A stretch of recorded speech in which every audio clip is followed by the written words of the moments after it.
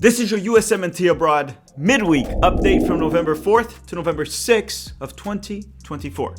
Hello. If you're new here, I'm Filippo and welcome to Tactical Manager TV and welcome to the US Men's National Team Abroad series where every single Monday we update you on how the Yanks did abroad over the weekend. And then we have a midweek episode, which is this one, where we update you on how the Yanks did abroad during the midweek, usually the Champions League, and we do the video on Thursday or Friday. And on Tuesday, we had a record amount of Americans playing the Champions League, 9 in the same exact day. That's why we're releasing this early on Thursday instead of Friday, and I apologize to the Americans that play on Thursday this week because we're not going to cover them this episode. Johnny Cardoso from Real Betis, Tanner Tessman from Lyon, and Leonard Maloney from Heidenheim. Now, quick question to you, or to all of you. Are we finally done fighting about the elections in the United States? I mean, think about it for a second, right? This election did unite the country more than ever. It truly did, because now Democrats and Republicans both blame Latinos for half of their problems. Okay, but jokes aside, I'm here to talk about soccer, and you are here to hit the like button and help us hit 1,000 likes in this video. It's a great way to support the channel for free. With that said, drop a comment to rig the YouTube algorithm, drop a like because I am begging you. Let's roll the intro and start the episode.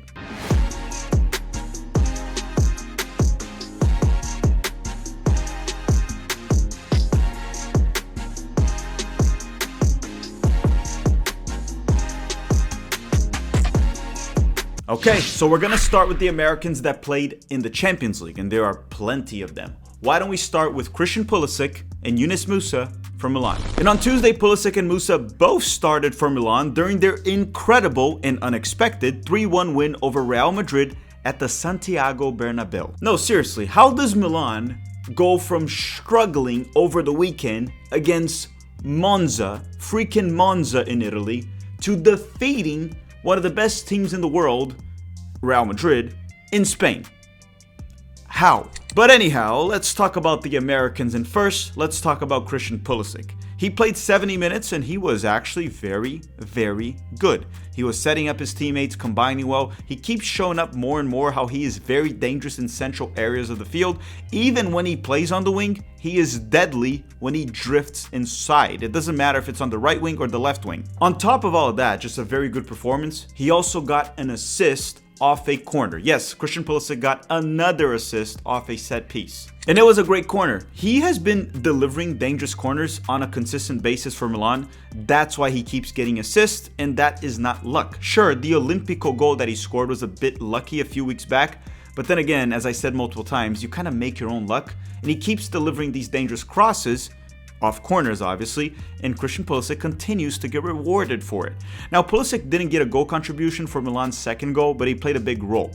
After a quick 1-2 with Morata, Pulisic was able to drive the ball forward down the right edge of the box, where he found Rafael Leão in the middle. Rafael Leão hit a shot on target, and Morata was able to score against his ex-girlfriend, Real Madrid, off a rebound. And as far as I can remember, Pulisic had like one bad giveaway on the defensive end in the game, but PayPal wasted a shot, and I'm actually loving Mbappe's downfall in Real Madrid. As a professional hater, I am loving the fact that Mbappe is struggling. I truly am. And I am not sorry for it. I am proud of it. That's why I'm telling you. Around the 70th minute, Fonseca subbed out Christian Pulisic for Loftus-Cheek. It was pure soccer terrorism, but it worked, and they got the 3-1 win.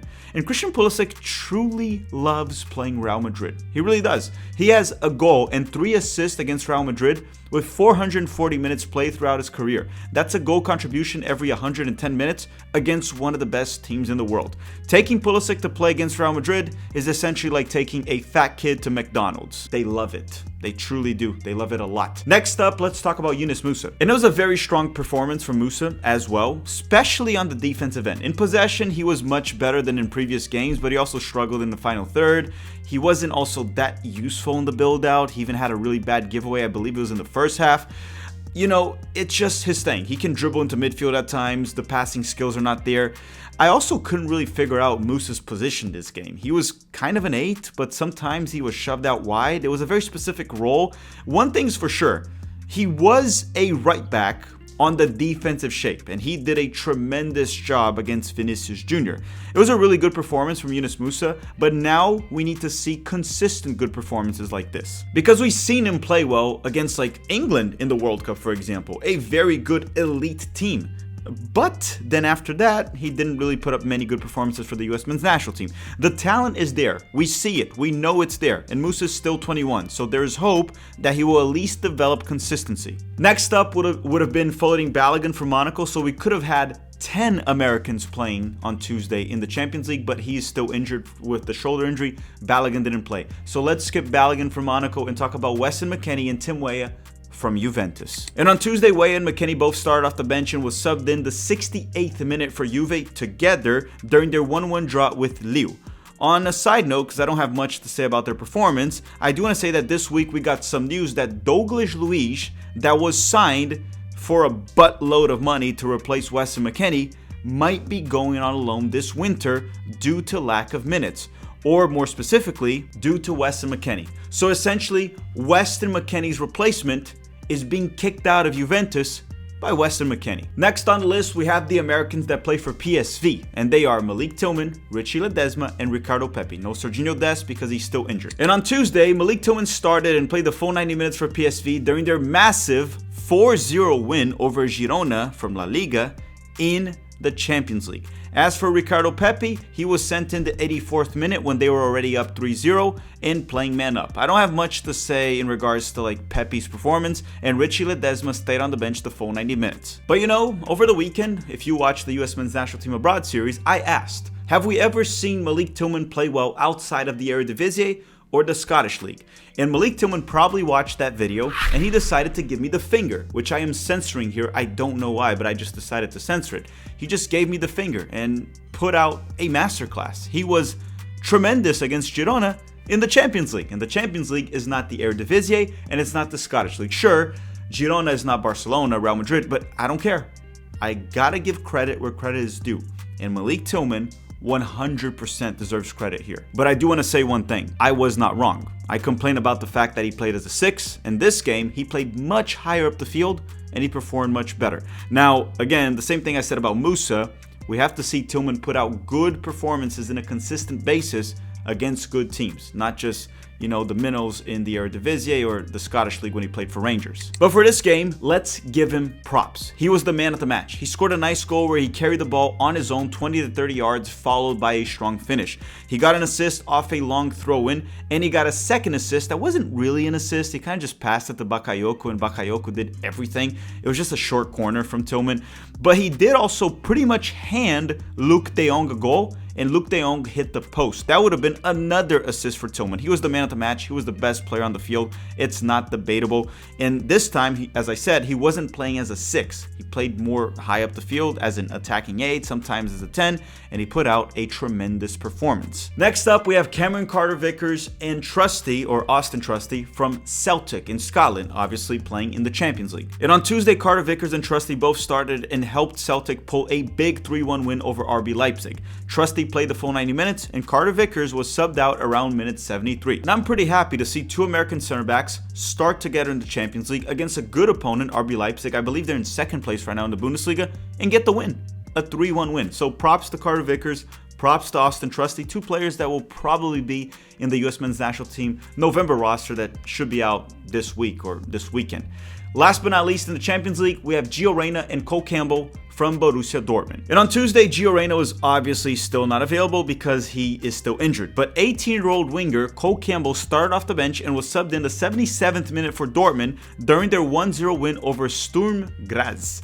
Now, keep in mind that Cole Campbell was sent in when the game was still 0-0, which means Sahin really trusts him. The performance was meh, he barely touched the ball, but his minutes lately have been quite encouraging. I mean, he is an 18-year-old trying to break through Dortmund. It ain't really easy, unless you're Christian Pulisic or Gio Reyna, because they did that. I believe Pulisic was even younger, right? He was like 16, 17. Gio Reyna was probably also 17. Regardless, breaking through Dortmund as a teenager is not easy. Next up would have been the Americans in the Europa League, but they played this Thursday, so let me know in the comment section down below, how did Johnny Cardoso do for Real Betis, Tanner Tessman for Olympique Lyon, and then you have Leonard Maloney from Heidenheim. And while you're doing that in the comment section, make sure to drop a like if you made it this far in the video. I appreciate it quite a bit, like a lot. Okay, now we're gonna go quickly to England because we had a few Americans playing in England over the weekend, mostly for the English second division. So let's go through it very quickly. The first one being A-Rob for Fulham, and he actually played in the Premier League on Monday. With that said, on Monday, A-Rob started and played the full 90 minutes for Fulham during their 2-1 win over Brentford in the Premier League. Fulham actually scored 2 goals in added time to get this win, and Robinson got the assist off a very nice cross at the 97th minute. It was the game-winning assist. After that, we would have talked about Josh Sargent from Norwich that plays in the EFL Championship, but he's injured and done for 2024. He got a groin injury that he required surgery, and he's out for 8 weeks. So Josh Sargent won't be back till like January, after Christmas.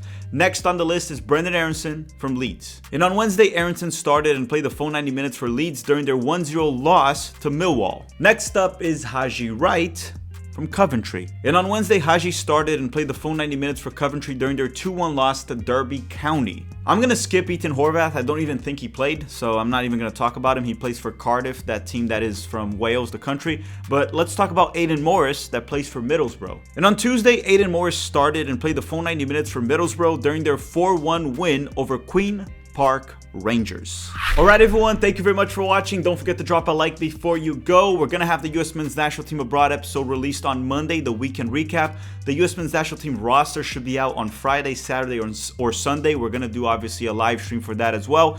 And then next week we have plenty of content. A preview for the Jamaica game, a CONCACAF Nations League predictions video for all 4 matchups, Mexico versus Honduras, Canada versus Suriname, USA versus Jamaica, and I believe Costa Rica versus Panama. All of that next week, besides the roster, obviously, which should be out by Sunday. I want to thank you all very much for watching, and have a great day.